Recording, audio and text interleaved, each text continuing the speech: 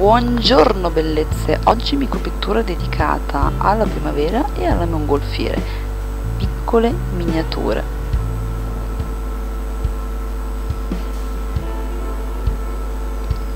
Come prima cosa creiamo un color carne unendo una piccolissima puntina di marrone all'acrilico bianco, pennellino liner e cominciamo a dare la forma alle nostre prime due figure, partendo sempre dal tondo, allargandoci per le spalle come se dovessimo creare un triangolo, stringendo e riallargando per la gonna. Dopodiché, sempre con il pennellino liner e il marrone puro, creiamo il tronco dell'albero e ci spostiamo sopra le nostre figure per cercare di creare i rami. Con lo striping poi e il nero molto ben diluito andiamo a creare qualche venatura del tronco, quindi le piccole striscioline sul tronco e sui rami.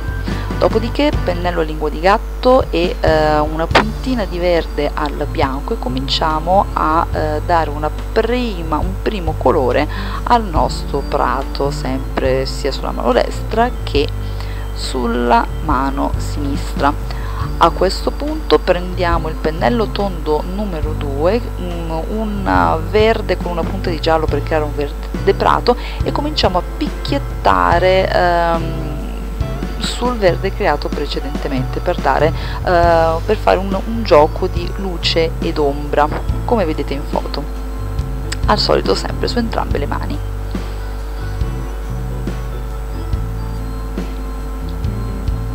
Creiamo anche le piccole montagne con un verde molto ben diluito, come vedete. A questo punto prendiamo lo striping e il verde puro e cominciamo a picchiettare sia sopra che sotto questa montagnetta per creare dei piccoli cespugli. Proprio dovete semplicemente diluire bene il colore e andare a picchiettare salendo e scendendo col pennello,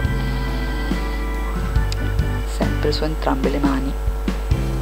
Dopodiché, allo stesso modo di come abbiamo creato le prime due figure con lo stesso colore e sempre col pennello liner, creiamo la donna seduta, quindi il tondo per la testa, un segnetto per il collo, ci allarghiamo, stringiamo sotto e creiamo le gambe.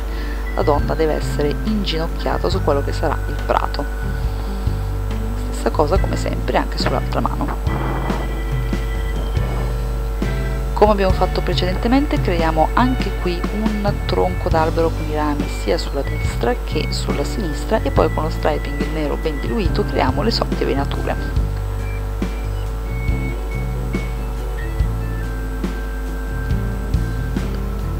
Dopodiché cominciamo a colorare la nostra figura inginocchiata, quindi cominciamo col pennello liner a creare il bianco, a creare il cappello, il giallo con una puntina di marrone per i capelli e il cestino con il marrone puro. Creiamo alla base della donna e delle altre due figure con il verde e una puntina di nero, utilizzando lo striping, scusate, l'erba, quindi appoggiando il pennello e rilasciandolo dal basso verso l'alto, proprio creiamo dall'alto verso il basso, creando delle linette. A questo punto creiamo la nostra mongolfiera con il rosso puro, il pennellino liner, e andiamo a creare una sorta di cerchio un pochino più lungo verso il basso. Infine creiamo i fiorellini su tutti i tronchi degli alberi, quindi cominciamo a prendere il rosa e con lo striping picchiettiamo, dopodiché aggiungiamo degli altri fiorellini bianchi, sempre picchiettando sopra questi in ordine sparso. La cosa non deve essere assolutamente precisa. A questo punto andiamo a completare le nostre due figure, quindi coloriamo il corpo per creare il vestito, il guantino sulla mano, il cappellino della bambina seduta, i capelli col marrone puro e i nastrini con il rosso che cingono il corpo. Andiamo a creare sempre picchiettando e creando dei puntini, 4 puntini uno vicino all'altro, per creare dei fiorellini sul prato. Potete scegliere i colori che volete. Io ho usato il rosso, il giallo e il bianco.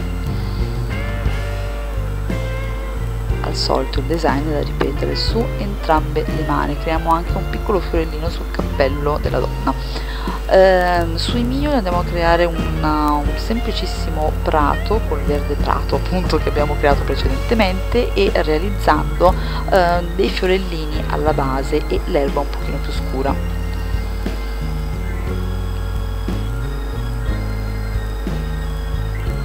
Questa è l'insieme del nostro design. Sui pollici creiamo il solito prato e una piccola mongolfiera come abbiamo fatto prima.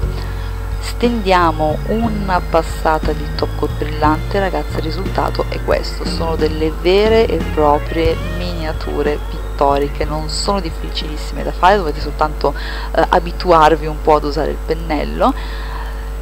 Ma il risultato è questo. Io vi mando un grosso bacione e ci vediamo al prossimo tutorial. Ciao ciao!